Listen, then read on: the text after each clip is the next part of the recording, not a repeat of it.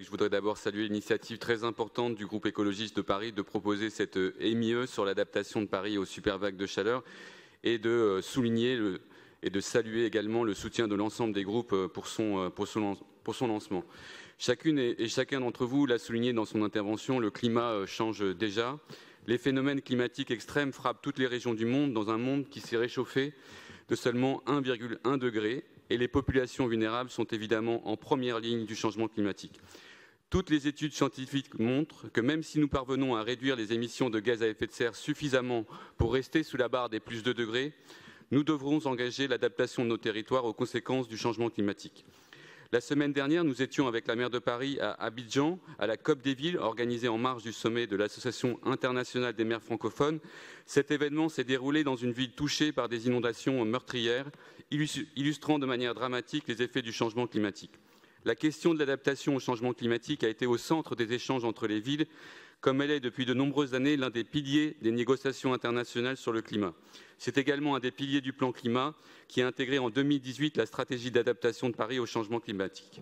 À Paris, nous avons publié en septembre 2021 une grande étude portant sur les conséquences du changement climatique sur notre territoire, ce qui donne à voir ce qui nous attend dans les prochaines années. Cette étude a été envoyée à tous les élus parisiens. Elle montre que notre ville est particulièrement vulnérable aux canicules qui seront plus fréquentes, plus intenses et plus précoces. Certains scientifiques comme Jean Jouzel ou Robert Votard n'excluent plus des pics de chaleur à 50 degrés à Paris. Face à la connaissance de ces projections climatiques, nous avons la responsabilité collective d'agir très fortement pour protéger les Parisiens, notamment les plus vulnérables, et adapter notre ville au nouveau climat dans lequel nous basculons.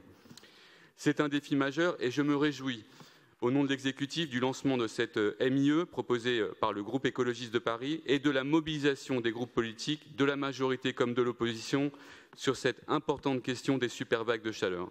Nous attendons beaucoup du travail de cette mission qui permettra d'interroger les actions déjà mises en place, de faire des recommandations sur ce qu'il nous faudra renforcer, ce qu'il faudra accélérer, là où nous sommes sur la bonne voie et là où il nous faudra réajuster notre stratégie.